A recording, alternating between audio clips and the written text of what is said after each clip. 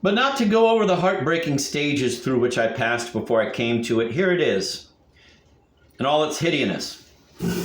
All that was necessary was to put, for example, to begin with, 6 stones in the right pocket of my greatcoat or supply pocket, 5 in the right pocket of my trousers, and 5 in the left pocket of my trousers. That makes the lot. Twice 5, 10 plus 6, 16. And none remained in the left pocket of my greatcoat, which for the time being remained empty of stones, that is, for its usual contents remained, as well as occasional objects. For where do you think I hid my vegetable knife, my silver, my horn, and the other things that I have not yet named, perhaps shall never name? Good. Now I can begin to suck. Watch me closely. I take a stone from the right pocket of my greatcoat, suck it, stop sucking it, put it in the left pocket of my greatcoat, the one empty of stones. I take a second stone from the right pocket of my greatcoat, suck it, put it in the left pocket of my greatcoat, and so on until the right pocket of my greatcoat is empty apart from its usual and casual contents, and the 6 stones I have just sucked, one after the other, are all in the left pocket of my greatcoat.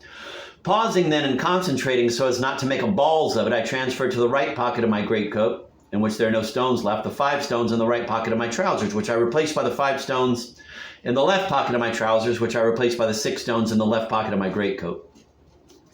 At this stage, then, the left pocket of my greatcoat is again empty of stones, while the right pocket of my greatcoat is again supplied, and in the right way, that is to say, with other stones than those I have just sucked. These other stones I then begin to suck, one after the other, and to transfer as I go along to the left pocket of my greatcoat, being absolutely certain, as far as one can be in an affair of this kind, that I am not sucking the same stones as a moment before, but others. And when the right pocket of my greatcoat is again empty of stones, and the 5 I have just sucked are all without exception in the left pocket of my greatcoat, then I proceed to the same redistribution as a moment before, or a similar redistribution. That is to say, I transfer to the right pocket of my greatcoat, now again available, the 5 stones in the right pocket of my trousers, which I replace by the 6 stones in the left pocket of my trousers, which I replace by the 5 stones in the left pocket of my greatcoat, and there I am ready to begin again. Do I have to go on?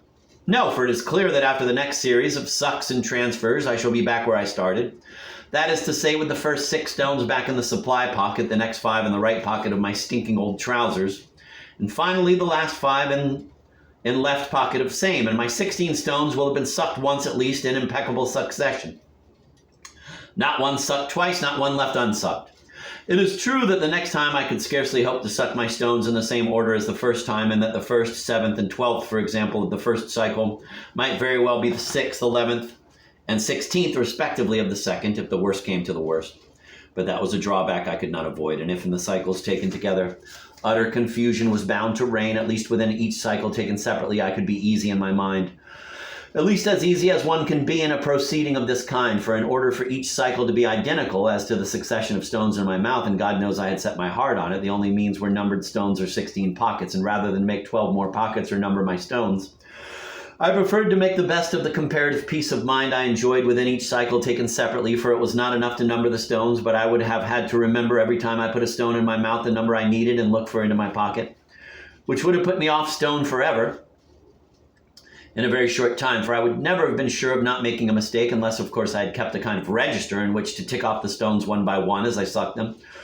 And of this I believed myself incapable. No, the only perfect solution would have been the 16 pockets symmetrically disposed, each one with its stone. Then I would have needed neither to number nor to think, but merely as I sucked a given stone, to move on the 15 others, each to the next pocket, a delicate business admittedly, but within my power, and to call always on the same pocket when I felt like a suck. This would have freed me from all anxiety, not only within each cycle taken separately, but also for the sum of all cycles, though they went on forever. But however imperfect my own solution was, I was pleased at having found it all alone, yes, quite pleased, and if it was perhaps less sound than I had thought in the first flush of discovery, its inelegance never diminished.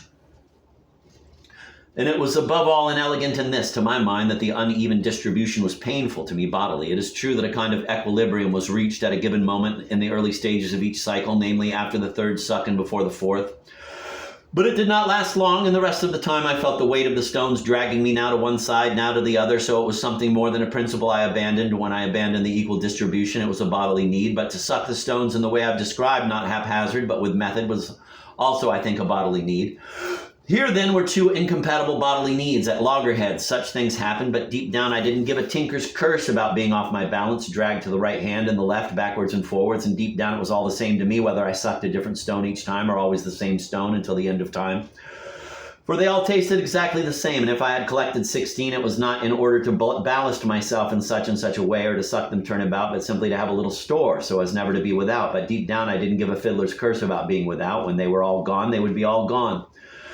I wouldn't be any the worse off, or hardly any, and the solution to which I rallied in the end was to throw away all the stones but one, which I kept now in one pocket, now in another, and which of course I soon lost or threw away or gave away or swallowed. It was a wild part of the coast. I don't remember having been seriously molested. The black speck I was in and the great pale stretch of sand, who could wish it harm? Some came near to see what it was, whether it wasn't something of value from a wreck washed up by the storm, but when they saw the jetsam was alive, decently if wretchedly clothed, they turned away.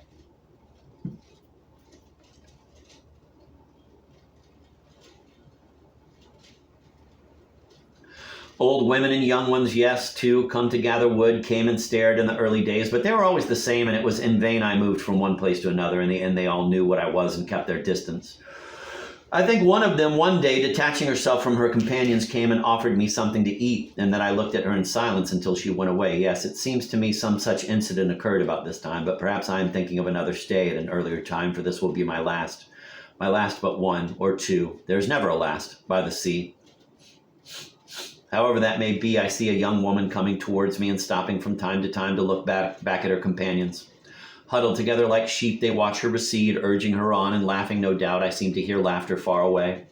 Then it is her back I see as she goes away. Now it is towards me she looks back, but without stopping.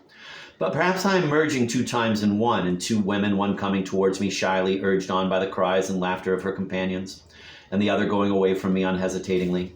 For those who came towards me I saw coming from afar most of the time. That is one of the advantages of the seaside. Black specks in the distance, I saw them coming. I could follow all their maneuvers, saying, it's getting smaller or it's getting bigger. Yes, to be taken unawares was, so to speak, impossible, for I turned often towards the land too. Let me tell you something, my sight was better at the seaside. Yes, ranging far and wide over these vast flats where nothing lay, nothing stood, my good eye saw more clearly, and there were even days when the bad one too had to look away, and not only did I see more clearly, but I had less difficulty in saddling with a name the rare things I saw.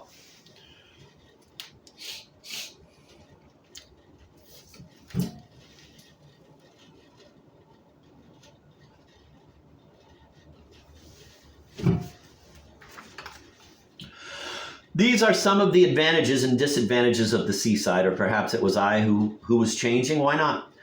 And in the morning in my cave, and even sometimes at night when the storm raged, I felt reasonably secure from the elements and mankind. But there too is a price to pay. In your box and your caves, there too is a price to pay, in which you pay willingly for a time, but which you cannot go on paying forever. For you cannot go on buying the same thing forever with your little pittance. And unfortunately, there are other needs than that of rotting in peace. It's not the word I mean, of course. My mother, whose image, blunted for some time past, was beginning now to harrow me again. So I went back inland, for my town was not strictly speaking on the sea, whatever may have been said to the contrary. And to get to it, you had to go inland. I at least knew of no other way, for between my town and the sea there was a kind of swamp, which as far back as I can remember, and some of my memories have their roots deep in the immediate past, there was always talk of draining by means of canals, I suppose, or of transforming into a vast port and docks, or into a city on piles for the workers, in a word, of redeeming somehow or other, and with the same stone they would have killed the scandal at the gates of their metropolis, of a stinking, steaming swamp in which an incalculable number of human lives were yearly engulfed. The statistics escape me for the moment, and doubtless always will. So complete is my indifference to this aspect of the question. It is true they actually began to work, and that work is still going on in certain areas, in the teeth of adversity, setbacks, epidemics, and the apathy of the public works department. Far from me to deny it. But from this to proclaiming that the sea came lapping at the ramparts of my town, there was a far cry, and I, for my part, will never lend myself to such a perversion of the truth until such time as I am compelled or find it convenient to do so. And I knew this swamp a little, having risked my life in it cautiously on several occasions at a period of my life richer in illusions than the one I am trying to patch together here. I mean richer in certain illusions and others poorer. That there was no way of coming at my town directly by sea, but you had to disembark well to the north or the south and take the roads. Just imagine that. For they had never heard of Watt. Just imagine that too. And now my progress, slow and painful at all times, was more so than ever because of my short, stiff leg, the same which I thought had long been as stiff as a leg could be, but damn the bit of it, for it was growing stiffer than ever, a thing I would not have thought possible, and at the same time shorter every day, but above all because of the other leg, supple hitherto, and now growing rapidly stiff in its turn, but not yet shortening unhappily. For when the two For when the two legs shorten at the same time and at the same speed, then all is not lost. No, but when one shortens and the other not, then you begin to be worried. Oh, not that I was exactly worried, but it was a nuisance. Yes, a nuisance, for I didn't know which foot to land on when I came down. Let us try and get this dilemma clear. Follow me carefully. The stiff leg hurt me, admittedly. I mean the old stiff leg, and it was the other which I normally used as a pivot or prop, but now this latter, as a result of its stiffening, I suppose, and the ensuing commotion among nerves and sinews, was beginning to hurt me even more than the other. What a story. God send I don't make a balls of it for the old pain. Do you follow me? I had got used to it in a way, yes, in a kind of way, whereas to the new pain, though of the same family exactly, I had not yet had time to adjust myself, nor should it be forgotten that having one bad leg plus another more or less good, I was able to nurse the former and reduce its sufferings to the minimum, to the maximum, by using the former exclusively with the help of my crutches. But I no longer had this resource, for I no longer had one bad leg plus another more or less good, but now both were equally bad, and the worst, to my mind, was that which till now had been good, at least comparatively good, and whose change for the worse I had not yet got used to. So in a way, if you like, I had still one bad leg and one good, or rather less bad, with this difference, however, that the less bad now was the less good of heretofore.